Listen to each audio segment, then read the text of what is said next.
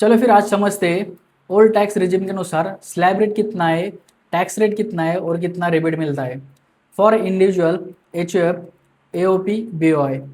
Slab rate और tax rate up to 2,50,000 tax rate nil, 2,50,000 to 5,00,000 tax rate 5%, 5,00,000 to 10,00,000 tax rate 20%, above 10,00,000 tax rate 30%।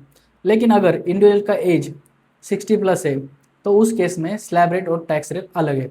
Up to 3,00,000 tax rate nil, 3,00,000 to 5,00,000 tax rate 5%, 5,00,000 to 10,00,000 20%, above 10,00,000 30%। अगर individual का as 80 plus है तो इस case में up to 5,00,000 no tax यानी नील tax rate, 5,00,000 to 10,00,000 20%, above 10,00,000 30%।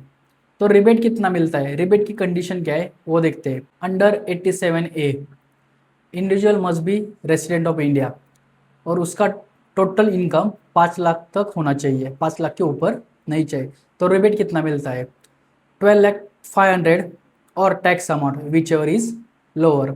Next video में हम देखेंगे एज पर new tax regime slab rate कितना है, टैक्स रेट कितना है और रिबेट कितना मिलता है।